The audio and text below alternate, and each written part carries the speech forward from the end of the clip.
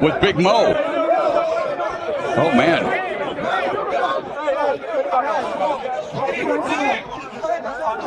Christopher, you ready? Are you going to keep boxing? Yeah. You really love this shit, huh? So here's where everything started falling apart for the Paul brothers.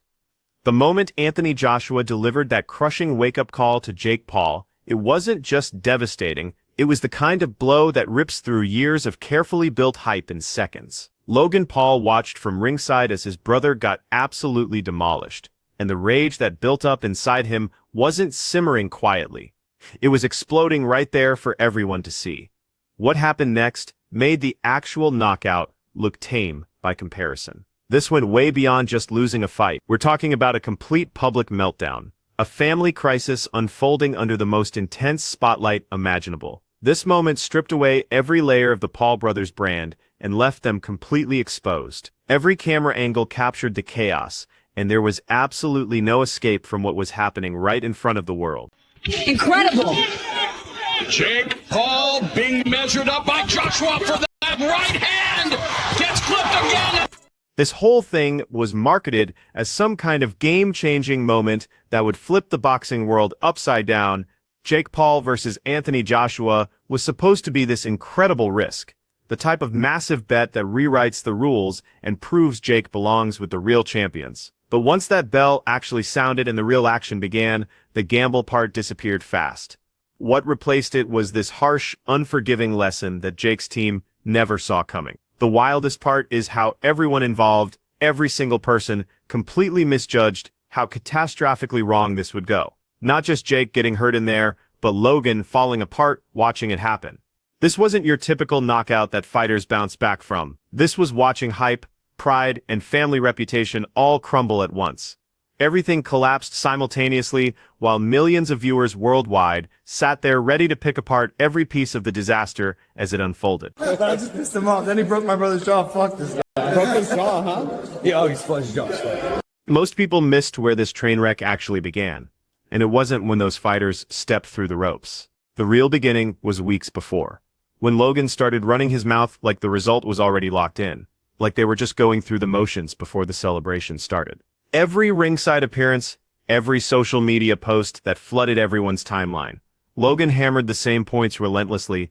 Joshua was washed up, completely overrated, and Jake was going to expose him. Logan even claimed Joshua was already losing before they'd thrown a single punch, which is absolutely insane when you really think about it.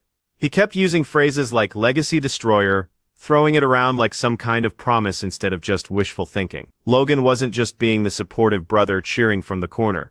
He was betting his entire reputation, his whole brand, his credibility, on Jake's performance that night.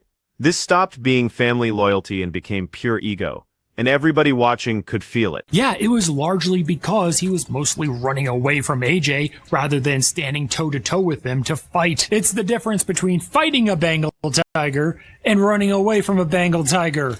The promotion machine they'd spent years building kicked into maximum overdrive before this fight. Millions and millions of people consumed every piece of content, every press conference moment, every training clip. Boxing experts and veteran commentators kept trying to inject reality into the conversation. They kept explaining the massive difference between influencer boxing against other content creators or retired athletes versus stepping in with a legitimate professional heavyweight who's faced actual world champions at the sport's highest level. That crucial warning, that experienced voice of reason, got completely buried under all the noise and excitement. Logan doubled down on his predictions.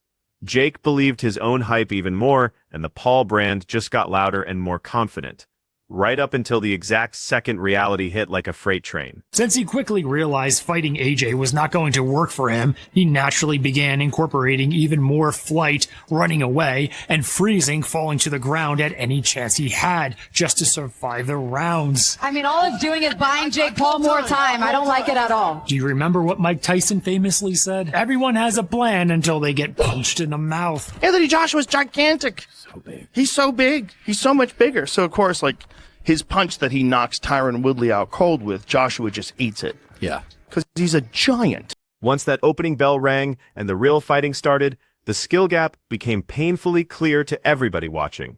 Joshua didn't charge forward, trying to prove anything early. He stayed calm and patient like the experienced professional he's always been. Jake looked tight, nervous, and out of place from the very first exchange. By the time the later rounds arrived, strategy went out the window and it became pure survival mode. Joshua put Jake on the canvas twice in round 5, and these weren't lucky shots or quick stumbles. These were crushing knockdowns that sap your confidence and your legs instantly. Then he did it again in round 6, dropping Jake 2 more times for 4 total knockdowns across just 2 rounds. At 1 minute 31 seconds into the 6th round, it was finished. Knockout. No room for argument or excuses. Just this crushing silence where all that confidence used to live. The numbers that came out later made it even more brutal than it appeared live. Jake connected on only 16 punches out of 56 attempts for the entire fight. Think about that for a second. 16 landed punches. That's not being competitive at the professional level. That's getting completely dominated by someone operating in a different universe. The physical damage wasn't just about reputation either. Jake suffered a fractured jaw in 2 places from the beating he absorbed and required emergency surgery immediately afterward. This wasn't a competitive fight that slipped away in the final moments. This was a total mismatch that ended exactly how seasoned boxing people predicted from day one. And that's when the cameras captured Logan's complete breakdown. Heavyweights have taken that right hand that only took 1. I'm just so proud of him. That was incredible. In my view, that was a victory on all fronts.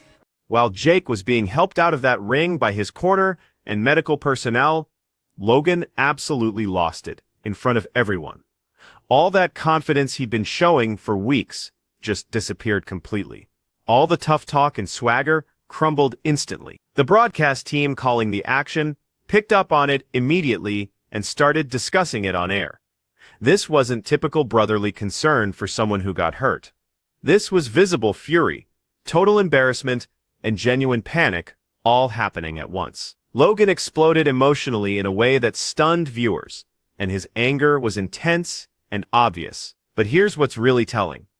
He wasn't mad at Anthony Joshua for doing his job in the ring. He was furious at Jake. In that raw, unguarded moment, caught on every camera, it looked way less like a concerned brother worried about injury and way more like someone suddenly understanding that their entire carefully built public image, their brand, their reputation, everything they'd constructed had just suffered massive damage that couldn't be fixed. The expression on his face told the whole story. He knew exactly what was coming next. This YouTuber who's fought Tommy Fury, who's a legit boxer, and, a couple other guys that were legit boxers. That's it.